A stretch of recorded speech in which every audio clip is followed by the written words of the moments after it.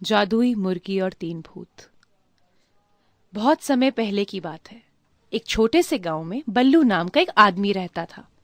बल्लू काफी गरीब था और खूब मेहनत करके किसी तरह अपना और अपनी माँ का पेट भरता था। एक वर्ष गांव में सूखा पड़ गया और खाने का कुछ नहीं बचा। बल्लू ने सोचा कि पास के शहर में जाकर कुछ काम करता हूँ और 2 पैसे कमा के लाता हूँ। माँ मैं शहर जा रहा हूँ। वहां जाकर खूब सारे पैसे कमाऊंगा, खूब सारा अनाज, खूब सारी सब्जियां सब लेकर वापस आऊंगा। ठीक है बल्लू बेटा, अपना ध्यान रखना। घर में बस 3 रोटी बची है। मैं एक कपड़े में तेरे लिए वो रोटियां बांध देती हूँ। हाँ ठीक है माँ, ठीक है। बल्लू की माँ ने रोटियां बांध दी और बल्लू चल पड़ा शहर की ओर। चलते चलते बल्लू थक गया था तो उसने थोड़ा आराम करने की सोची। इतने में बल्लू को एक कुआं दिखाई दिया। बल्लू ने सोचा, ये जगह आराम करने के लिए अच्छी है। यहाँ मैं अपनी रोटियां भी खा लूंगा और कुएं से पानी भी पी लूंगा। बल्लू ने रोटियां निकाली और सोचने लगा, 1 खाऊं, 2 खाऊं या तीनों खा लूं, कुछ समझ नहीं आ रहा। उस कुएं में 3 भूत रहते थे। उन्होंने बल्लू की आवाज सुन ली और डर गए कि आज उन्हें कोई खाने आ गया है। तीनों भूत तुरंत कुएं से बाहर आए और बोले, ए भाई क्या करने का भाई? ए भाई क्या कर रहे हैं भाई? ए मेरे को नहीं खाने का भाई, मेरे को बख्शने का भाई। मेरे पास मस्त आइटम है, मैं तेरे को देगा भाई। मेरे पास एक जादुई बकरी है, ठीक है भाई। तुम जब भी उसकी पीठ थपथपाओगे ना, उससे बहुत सारी सोने की मुद्राएं निकलेंगी भाई। जाने का ना भाई, मेरे को बख्शने का भाई। बल्लू ये सुनकर काफी खुश हो गया और जादुई बकरी लेकर चल दिया। रास्ते में वो एक सराय में गया। सराय के मालिक ने बल्लू के फटे कपड़े देखे और बोला, यहाँ क्यों आए हो भैया? सराय में रहने के लिए सोने की एक मुद्रा लगती है। बल्लू ने बकरी की पीठ पर हाथ फेरा तो बकरी ने सोने की मुद्राएं निकाल दी। सराय के मालिक की आंखें फटी की फटी रह गईं। वो मन ही मन सोचने लगा कि कुछ भी करके ये बकरी उसे मिल जाए तो उसके वारे न्यारे हो जाएंगे। अरे आओ भाई आओ, इसे अपनी ही सराय समझो। इस सुंदर से कमरे में आराम करो, मैं तुम्हारे लिए खाने का इंतजाम करता हूँ। जी ठीक है। जब बल्लू खाना खा रहा था तो सराय के मालिक ने चुपके से बल्लू की बकरी चुरा ली और उसकी जगह दूसरी बकरी बांध दी। अगले दिन बल्लू अपनी माँ के पास गया और बोला, माँ देखो, मैं सोने की मुद्राएं देने वाली बकरी लाया हूँ, ये देखो। है? सोने की मुद्रा देने वाली? बल्लू ने बकरी के ऊपर हाथ फेरा तो बकरी ने सोने की मुद्रा तो नहीं दी, लेकिन खूब सारे मेंगने कर दिए। ये देखकर बल्लू की माँ बहुत नाराज हुई। छी छी, ये क्या लाया तू?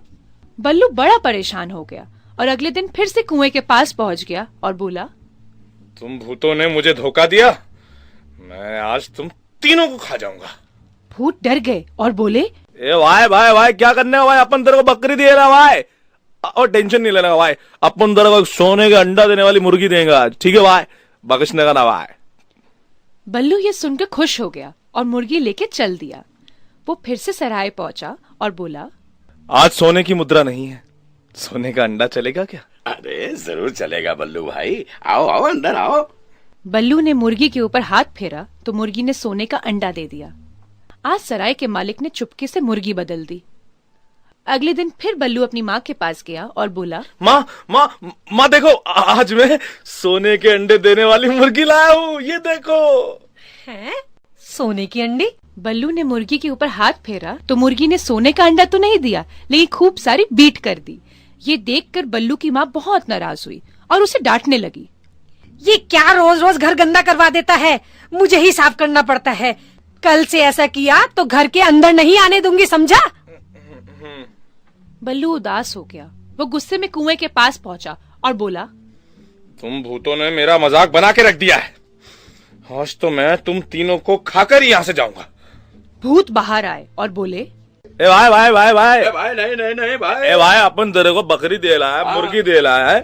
ए रुक, अपन को काय को खा रहा है? हाँ भाई, अपन तेरे को कहता है भाई, ए अपन तेरे को भाई मुर्गी दे रहा है, बकरी दे रहा है। हाँ, खाने का नहीं भाई। अच्छा मेरे को बताने का भाई, टेंशन क्या है भाई? है ये बताओ, टेंशन किधर है? बताओ। टेंशन मैं बताता हूँ। ना ही तो तुम्हारी बकरी सोने की मुद्रा देती है और ना ही वो मुर्गी सोने का अंडा देती है। अगर मुझे कुछ मिलता है तो वो है सिर्फ और सिर्फ गोबर। आज नहीं छोड़ूंगा मैं तुम तीनों को। ए भाई भाई भाई, भाई रुको, एक मिनट।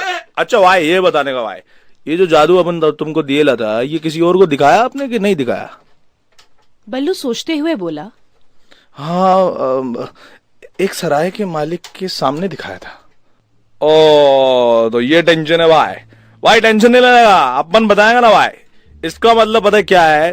तुम्हारा बकरी और तुम्हारी मुर्गी वो सराय वाले ने चोरी कर लिया भाई। आज अपन तुमको ना एक जादुई डंडा देगा। मालिक से जाके पूछने का कि तुमने मेरी मुर्गी और बकरी चोरी की है कि नहीं की है। अगर वो झूठ बोला तो ये डंडा उसे तब तक पीटेगा जब तक वो सच नहीं बोलेगा। ये लो भाई, लेके जाने का और मालिक से मिलने का, समझे क्या? बल्लू डंडा लेके सराय के मालिक के पास गया और उससे पूछा, क्या तुमने मेरी बकरी और मुर्गी चोरी की है? नहीं नहीं बल्लू भाई, कैसी बात कर रहे हो? बस फिर क्या था, जादुई डंडा बल्लू के हाथ से निकला और सराय के मालिक की खूब पिटाई करने लगा। मर गया रे, अरे मर गया। कोई बचाओ रे, कोई बचाओ, अरे मार डाला। बल्लू भाई इस डंडे को रोको ना, इस डंडे को रोको। ये डंडा तब तक नहीं रुकेगा जब तक तुम सच नहीं बोलोगे।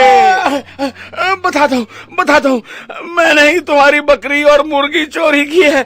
इस डंडे को रोक लो, इस डंडे को रोक लो, मैं तुम्हें वापस दे दूंगा, सब वापस दे दे, रोक लो। अरे भाई रुक भाई तू। सराय के मालिक की बात सुनकर डंडा थम गया और सराय के मालिक की जान में जान आई। उसने बल्लू को उसकी जादुई मुर्गी और बकरी दे दी। आज बल्लू बहुत खुश था।